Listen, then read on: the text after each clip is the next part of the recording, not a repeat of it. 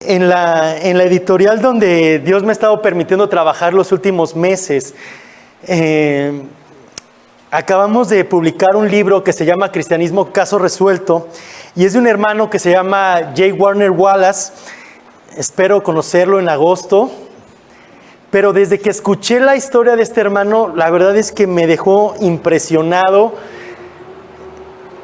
Se me hizo muy interesante. Él, siendo un detective en Estados Unidos, empezó su vida como detective primero como patrullero, después fue avanzando y después fue parte del destacamento contra las pandillas.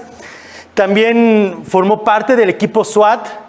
Luego nosotros ubicamos por las películas, ¿verdad? Los SWAT.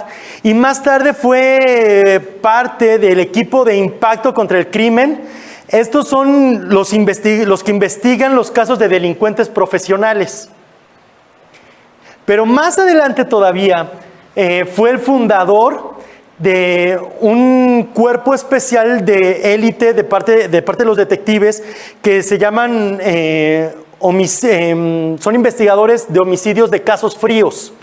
¿Qué son los casos fríos? Son los casos homicidios que sucedieron hace muchos años que ya no hay pruebas, más que solamente llega a ver las puras cosas que dicen los testigos oculares, o nada más lo que se recogió en el momento, pero ya prácticamente no hay pruebas. Así que su trabajo era resolver homicidios que tienen mucho que sucedieron años y años donde ya no hay pruebas más que las puras declaraciones de los testigos. Él era tan buen detective, que ese fue el detective que ha resuelto el caso de homicidio más antiguo en todo Estados Unidos. También hubo un caso que se escuchó mucho del asesino O.J. Simpson, quien fue un jugador de la NFL y asesinó a su exesposa y a un amigo a cuchilladas. 30 años después, este detective lo resolvió. Entonces, más o menos para que nos demos una idea del tipo de hombre que es este escritor ahora. Pero sin duda, este hombre no se dejaba llevar nada más por las cosas. Él necesitaba evidencias. Para creer algo, él necesitaba evidencias. Y una cosa más es que este hombre era ateo. Un ateo ferviente. Así que si defendía algo, él defendía su ateísmo. Y lo invitaban a la iglesia. Y ya harto de que lo invitaran, dijo, pues ya voy a ir un día para que ya me dejen de molestar. Y va a la iglesia y el pastor, sabiendo que estaba ese detective, empezó a predicar de un Jesús que se podía corroborar. Un Jesús que realmente era corroborable. Así que el hermano Wallace le metió la cosquillita. ¿Cómo que corroborable? Dice, si yo algo necesito son pruebas, evidencia, dame algo tangible. Y entonces se puso a investigar y a investigar. Y empezó a ver los evangelios y a leer los evangelios y a leer los evangelios. Y entre más lo leía, se dio cuenta que era un caso frío. Un caso como los que él resolvía. Nada más tenía la versión de los testigos. Y se fue metiendo y se fue metiendo. Aplicó todos sus conocimientos, sus técnicas que él había aprendido a lo largo de los años como detective. Y llegó al punto donde tenía que tomar una decisión al ver las pruebas. O creía que los evangelios y todo lo que ellos decían eran cierto, incluyendo los milagros, incluyendo la resurrección de Cristo, como mostraban las evidencias, o seguía su necedad de no creer en Dios. Y él estaba luchando, porque él no quería creer, pero las evidencias ahí estaban. Finalmente, J. Warner Wallace vio y creyó. y hoy es un hombre súper usado por Dios. Y así como este hombre necesitaba las pruebas, vio la evidencia, la examinó y Dios finalmente le hizo percibir la verdad y creer. Él no ha sido el único que ha pasado por ese camino. Ha habido otros como Lee Strobel, el del caso de Cristo, George McDowell, C.S. Lewis, el de las Crónicas de Narnia, y muchos, muchos más, hombres de gran conocimiento. Pero esto no solamente pasa con los ateos como los anteriores. También hay casos en la Biblia de gente que no cree. ¿Se acuerdan Tomás? ¿Se acuerdan de Tomás? Uno de los 12 quien había estado con el maestro por 3 años y había escuchado que enseñaba acerca de su muerte, de su resurrección. Y cuando le dijeron que el maestro, que el Señor había resucitado, dijo: si no veo sus manos, en sus manos la señal de los clavos, y meto mi dedo en el lugar de los clavos y pongo la mano en su costado, no creeré. Y fue hasta que Jesús se le apareció y le dijo: ve, mete tus dedos, mete tu mano. Hasta ese momento, él creyó. Y dijo: Señor mío y Dios mío. Ahora, no olvidemos, ¿para qué fue escrito el Evangelio de Juan? Hemos estado estudiando acerca del Evangelio de Juan en estos domingos. Fue escrito, según Juan escribe precisamente en Juan 20.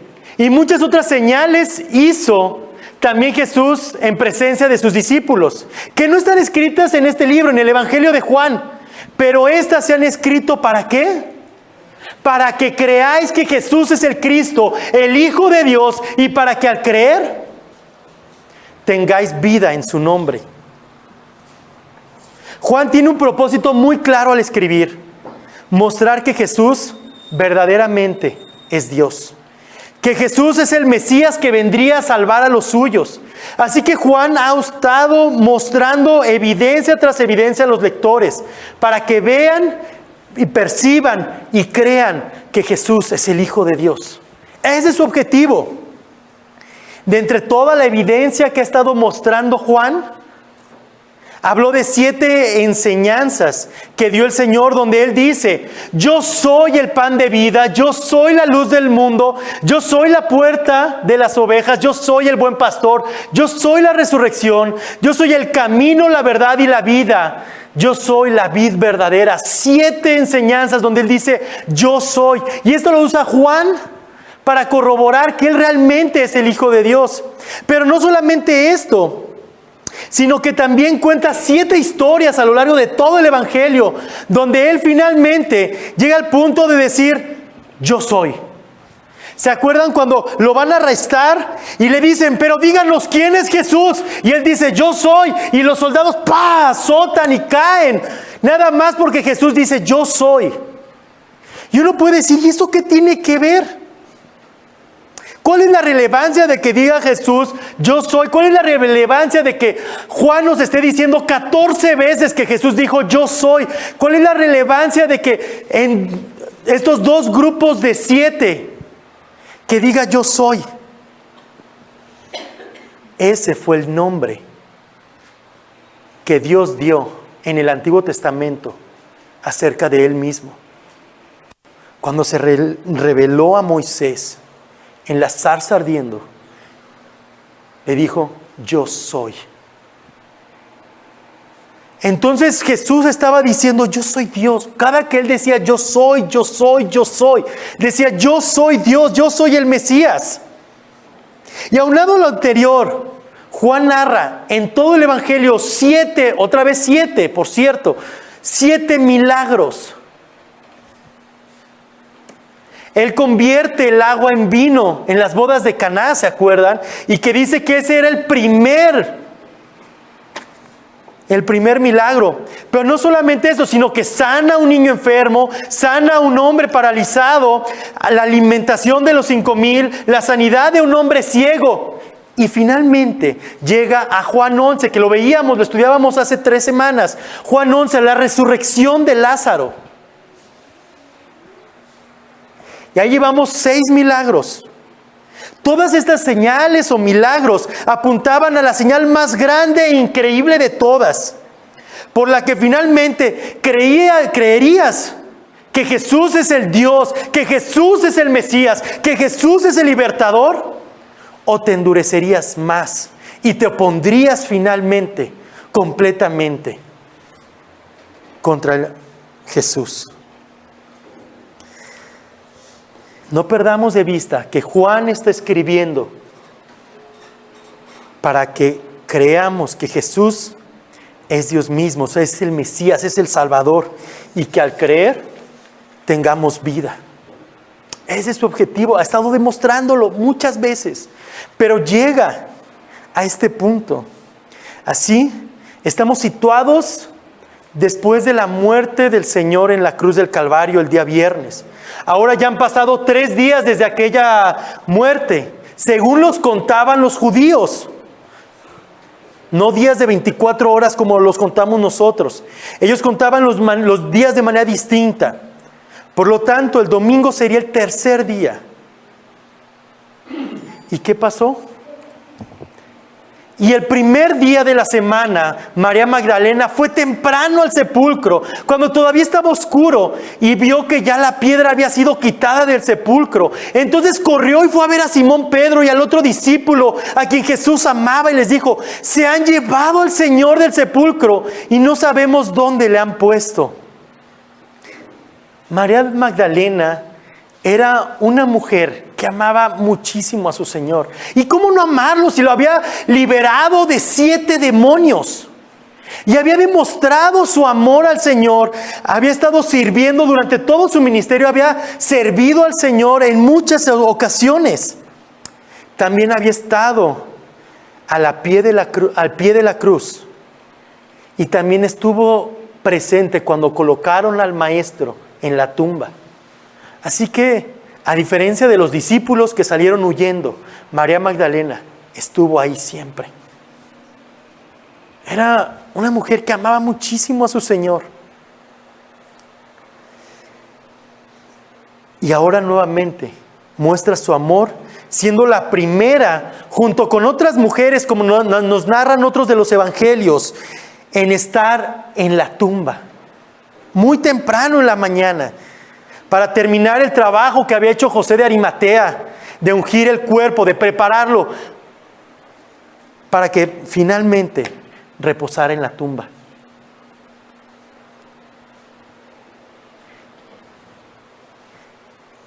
Llegan a la tumba y lo primero es que ven.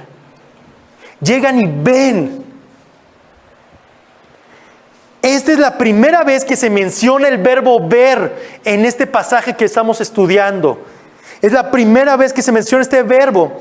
Y en el pasaje, como veremos, es muy importante esta palabra. Se utiliza la palabra griega blepo, que quiere decir ver con cierto discernimiento. Así que llega María y se queda así, sorprendida. ¿Qué vio? ¿Qué vio que nos dice este texto? Ellas son sorprendidas por algo que no esperaban ver. La piedra de la tumba había sido quitada. Y antes de ver las reacciones de esta mujer, debemos entender cómo eran las tumbas. Las tumbas en ese entonces tenían una zanja. Así que cuando la tumba estaba abierta, la piedra estaba removida en la parte de arriba de la zanja y estaba detenida con una cuña. Así que cuando cerraban la tumba, tenían que empujar tantito para arriba la piedra, quitaban la cuña y la dejaban rodar y se iba porque estaba hacia abajo. Así que el abrir una tumba era muy difícil porque tenían que hacerla hacia arriba, rodar la piedra hacia arriba. Pero aquí es muy interesante que Juan no nada más dice que estaba abierta porque rodaron la piedra. Aquí dice que la piedra fue quitada. Esto era otro milagro más. porque el quitar la piedra representaría sacarla de la zanja, el haber tenido que cargar la piedra. El milagro de la resurrección incluye muchos más milagros a su vez, y este es uno de ellos. Por eso de entrada ven, y el ver la piedra por allá era algo impactante. ¿Qué pasó aquí? Además, los otros evangelios nos dicen que las mujeres entraron a la tumba y ven que no hay cuerpo. Así que María sale corriendo para donde están los discípulos, que son los otros personajes que vamos a hablar, de los cuales vamos a hablar el día de hoy. Pero antes de continuar con nuestro relato, pensemos cómo se encontraban los discípulos. ¿Cómo habrá sido su sábado? Ellos habían traicionado a su maestro, le habían dado la espalda a su gran amigo, al que los había alimentado, de quien habían visto milagro tras milagro. Habían salido corriendo. Pedro, aunado a esto, había dicho de groserías para negarlo 3 veces. ¿Cómo habrá sido su sábado? ¿Cómo te imaginas? Yo me imagino que los discípulos ni siquiera habían dormido ese sábado, de lo mal que se sentían por haber traicionado a su maestro, por haberle dado la espalda cuando todos habían dicho que estarían dispuestos a dar su vida por él. Y de pronto entran unas mujeres agitadas a lo largo, a lo mejor sin poder articular bien sus ideas. Y finalmente dicen: se han llevado al Señor del sepulcro y no sabemos dónde le han puesto. Salieron pues Pedro y el otro discípulo e iban hacia el sepulcro. Los dos corrían juntos, pero el otro discípulo corrió más aprisa que Pedro y llegó primero al sepulcro. E inclinándose para mirar adentro, vio las envolturas de lino puestas allí, pero no entró. Entonces llegó también Simón Pedro tras él. Entró al sepulcro y vio las envolturas de lino puestas allí y el sudario que había estado sobre la cabeza de Jesús, no puesto con las envolturas de lino, sino enrollado en un lugar aparte. Entonces entró también el otro discípulo, el que había llegado primero al sepulcro. Salen Pedro y Juan, quien es el otro discípulo, el discípulo amado, corriendo. Ellos no se quedaron a ver qué más iban a decir las mujeres, no se quedaron a escuchar qué más iba a pasar, no se quedaron a nada, simplemente escucharon que no estaba el cuerpo del Señor y salieron corriendo. Y es que también hay que entender, era un poco lógico que salían corriendo a verificar la historia, porque en ese entonces los testimonios de las mujeres no tenían mayor credibilidad. Entonces, el que una mujer en ese entonces te dijera, tú decías: sí, eso dices tú, pero no vale. Ante las cortes su palabra no valía. Entonces, Pedro y Juan van a ver qué está pasando. Salen corriendo. Juan llega primero. Ahora, salen corriendo sin pensar. ¿Y qué tal que es una trampa para agarrarnos los fariseos? ¿Qué tal que ahorita que lleguemos van a estar todos los fariseos y nos agarran a todos? No pensaron en nada. Simplemente fueron corriendo. Para corroborar la información. Y entonces, Juan llega primero, se agacha, se asoma y vio. Se asoma y vio. La segunda mención del verbo ver, blepo otra vez. Así que sí da un vistazo con cierto discernimiento, con cierto detenimiento. Se da cuenta que las envolturas de lino, las envolturas con las que envolvían al maestro no están allí, pero se queda ahí. No sabemos exactamente qué está pasando por su cabeza.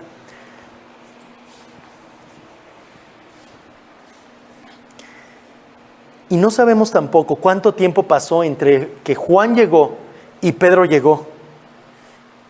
Pero Pedro, el impulsivo, llega, él no piensa nada, no piensa que su cuerpo se va a contaminar según la ley, no piensa en nada, simplemente llega y se mete y vio. Tercer mención del verbo vio. Pero en esta ocasión, el apóstol Juan utiliza una palabra totalmente diferente para esta traducción del verbo ver. Utiliza ahora theoreo. Ahora sí, la manera en que Pedro ve es muy distinta a la que María y Juan en un principio vieron. Pedro se pone a observarlo todo lo que está pasando. Presta mucha atención, más atención en los detalles. Está viendo las evidencias como un detective. Me imagino algo así como, ¿cómo pudieron quitar la piedra en primer lugar? ¿Qué pasó con la guardia de soldados que estaba aquí? ¿Y qué tal el sello que pusieron los romanos? ¿Quién lo rompió? ¿Por qué las vendas con las que envolvieron? ¿Por qué están aquí las vendas con las que envolvieron al Señor? ¿Por qué está el sudario? Es decir, las vendas con las que ponían en la cabeza. ¿Por qué está por allá? Y además vino ordenadito. Si alguien se lo robara, ¿se tomaría la molestia de quitarle los vendajes y dejárnoslos aquí? Y si se los quitaron, ¿los dejarían bien ordenaditos? Yo imagino cosas así, preguntándose Pedro, observándose, pensando. Y mientras Pedro está pensando y reflexionando en lo que ve, Juan también se mete al sepulcro. ¿Y qué creen? Entonces entró también el otro discípulo, Juan, el que había llegado primero al sepulcro. ¿Y qué pasó con él? Vio. Cuarta vez que se menciona la palabra vio. Y aquí Juan utiliza una tercera palabra en griego. Eiden. Esta vez Juan ya no se queda nada más viendo y pensando sencillamente. Ya se pone a reflexionar arduamente en todas las evidencias, así como Pedro. Eso es algo similar, pero con una pequeña y al mismo tiempo una gran diferencia. El ver de Juan lo lleva a un resultado. Esa es la diferencia. El ver de Pedro nada más lo llevó a inquirir fuertemente en las evidencias, mientras que el ver de Juan lo lleva a inquirir fuertemente en las evidencias, pero a llegar a un resultado. ¿Cuál es? Vio y creyó. Vio y creyó. No sabemos si Pedro creyó en este punto, no nos dice el texto. Los eruditos piensan que Juan dice que nada más hace la mención acerca de él, porque él es el escritor y dice, pues yo sé acerca de mí, yo no sé si Pedro ahí creyó o no. Yo estoy hablando por mí mismo y yo ahí creí.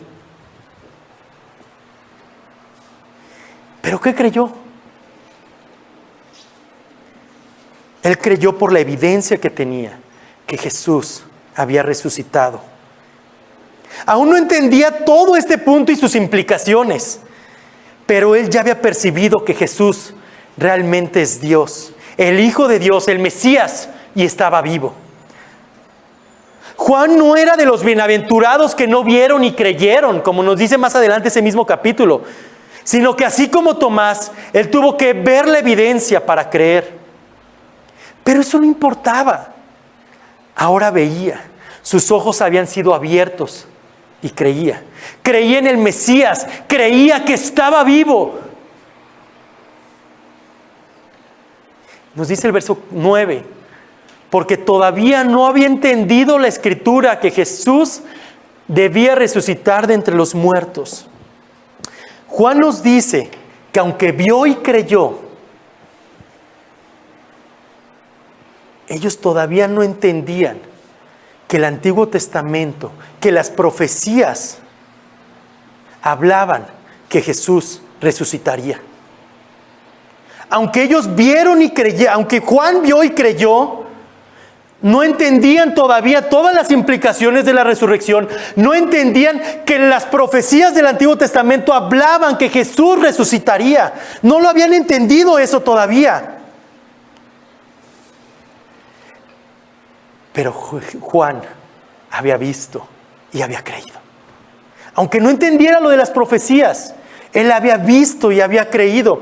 Y como dice el mismo Juan, que todo eso lo escribió con el objetivo de que creáis que Jesús es el Cristo, el Hijo de Dios, y para que al creer tengáis vida en su nombre.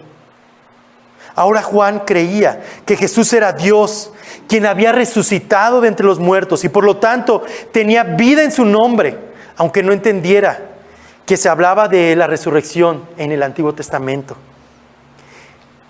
Y probablemente no entendía muchas cosas más acerca de la resurrección. Pero entendía una cosa: Cristo estaba vivo. Cristo era Dios y Él estaba vivo. Y entonces Juan tenía vida. El viernes, el pastor Manuel nos decía que cuando Jesús estaba ante Caifás, cuando Caifás lo interrogaba, es como si le dijera, es como si Jesús le dijera a Caifás, ¿quieres una prueba de que soy el Hijo de Dios? ¿Quieres una prueba de que soy Dios mismo? ¿Quieres una prueba de que soy el Mesías? Destruyan este templo, destruyan este cuerpo, maten este cuerpo. Y al tercer día yo lo levantaré de los muertos. Ahora celebramos que estaba demostrando Jesús que es Dios. Hoy celebramos que Cristo se levantó de los muertos. Hoy, ese día estaba demostrando Jesús a Caifás y a todos que Él verdaderamente era el Mesías. Y quien creyera que Él es la resurrección y la vida, que Él es el Mesías, que Él es el Salvador, tendría vida, vida eterna, vida en abundancia.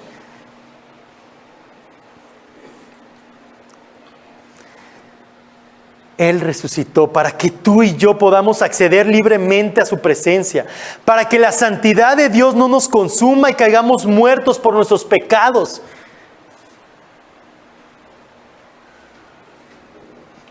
Para que ahora la presencia de Dios habite en nuestros corazones. Sin resurrección no hay vida eterna. Sin resurrección no hay santificación. Sin resurrección no hay unión con Cristo. Sin resurrección no es derrotada la muerte. Sin resurrección no hay esperanza. Sin resurrección el Espíritu Santo no habitaría en nosotros. Sin resurrección no estaría lista la resurrección para nosotros. Así de importante es la resurrección.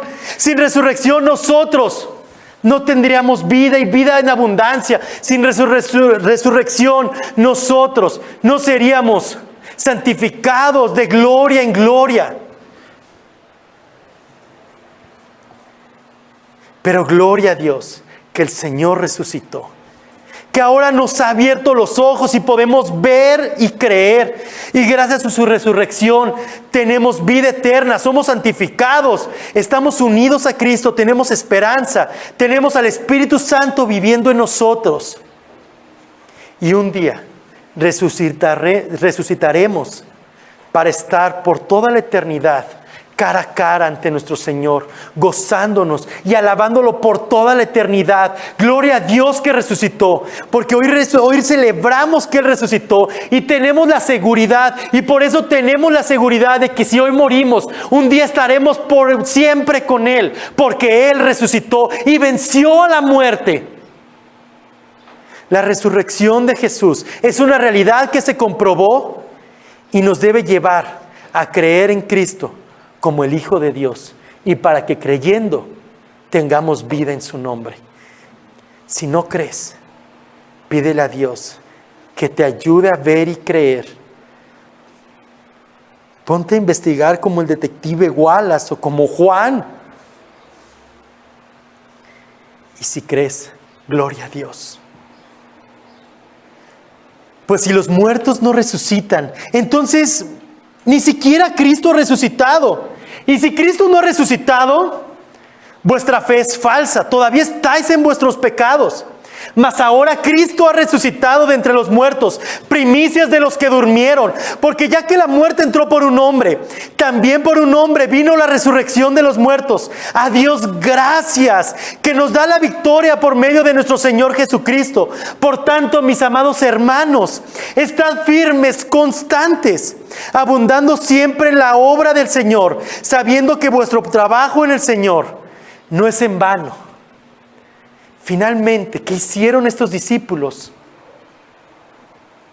El versículo 10 de Juan 20 dice que regresaron a sus casas. Aunque creo que una mejor traducción es como dice la Reina Valera, regresaron a los suyos.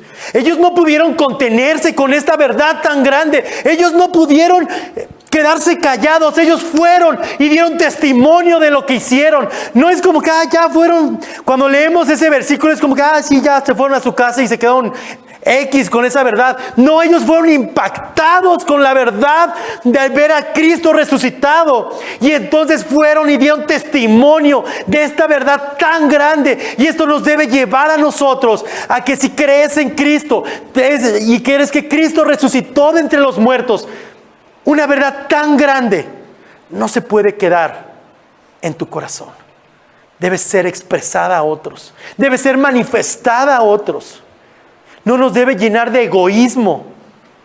Al contrario, debemos dar de gracia lo que de gracia recibimos. Porque gracias a que Cristo vino y resucitó, nosotros, tú y yo, tenemos vida y vida en abundancia. Gloria a nuestro Dios por la resurrección de nuestro Señor.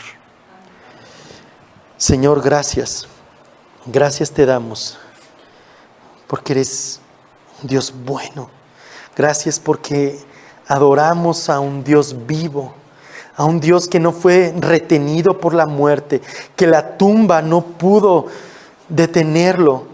Gracias porque adoramos a un Dios vencedor, a un Dios que nos ha dado libertad, porque somos libres en ti, porque tenemos vida en ti, porque estamos unidos a ti gracias a tu resurrección. Gracias, Señor, por la vida eterna. Gracias por la seguridad que tenemos de que la salvación no se pierde. Gracias a la resurrección. Gracias, Señor, porque ese sacrificio fue validado por la resurrección de entre los muertos. Señor, gracias, porque el sacrificio de Cristo no es nada sin la resurrección. Y la resurrección no es nada sin el sacrificio. Los dos van de la mano. Y gracias por esa obra redentora en la cual ahora somos llamados hijos, hijos tuyos y coherederos. Gracias, Señor, te damos.